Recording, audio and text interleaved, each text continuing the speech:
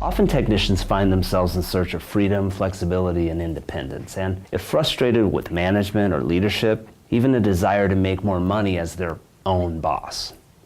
In this series, we'll explore the pros and cons of booth renting as a reality. We'll hear from seasoned salon professionals who've had experience with both commission and booth rental, from the initial motivation to the cultural impact, and of course, the financial differences. I think in some ways it's a good thing. You know, it really has us as an industry take a look at what we're doing as salon owners and how we're contributing to the hairdressers that are working for us and what kind of environments we're creating. I think it's a really good thing. You set your own schedule and manage your own business. You work the hours that fit your lifestyle best, and you come and go as you please. That sounds like fun. I mean, I got a friend there, plus she was telling me I could make so much more money.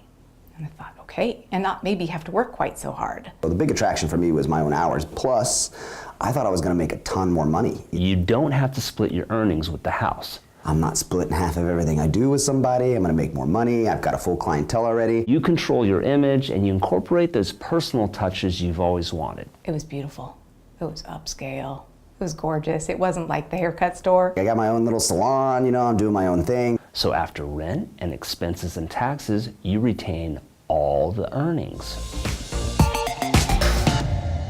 For me, at least, it was not a positive experience. Maintaining your own books. You had to do the bookkeeping. Doing your own inventory. Definitely not one of my favorite things. Filing and paying quarterly taxes. I never realized how much money you pay all by yourself. Nobody's there to share that with you.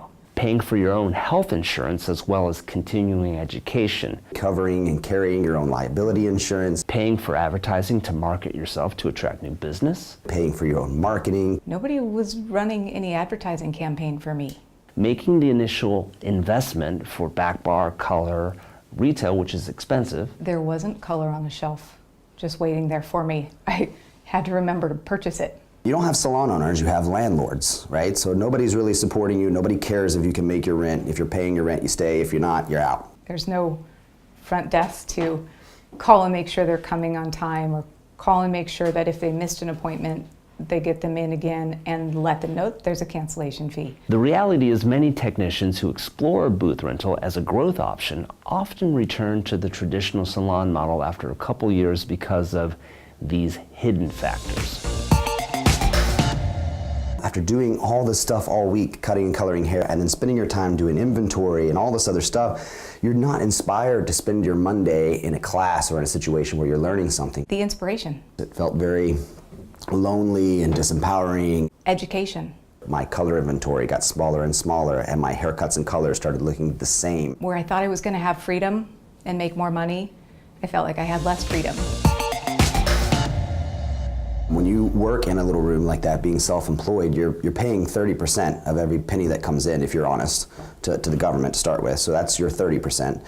And then it takes about 15% of every dollar made, 15 cents on every dollar, to pay for your color, your back bar, all your tools, supplies. So now we're at 45.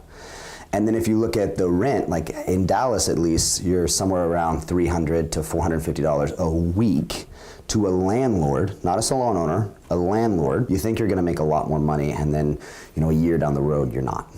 Let's examine what a traditional salon owner takes home. 100% of the money comes in from sales. At least 40% goes to cover overhead, leaving 60% remaining.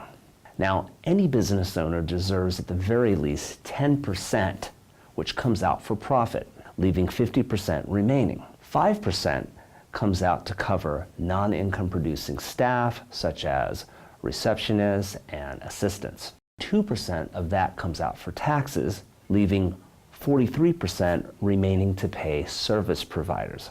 So if you're walking away with 50% of the gross revenue, this requires the owner to give up an additional 7% of their profit to pay your commission, and they only retain 3% of the entire service revenue.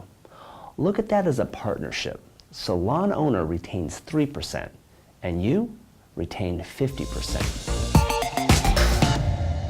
Traditional salons offer support. I love the people I work with. I'm inspired, motivated, and enthused by being around them every day. Training, front desk employees, Health insurance plan. a fully stocked back bar, color bar. The salon owner has a vested interest in educating the staff.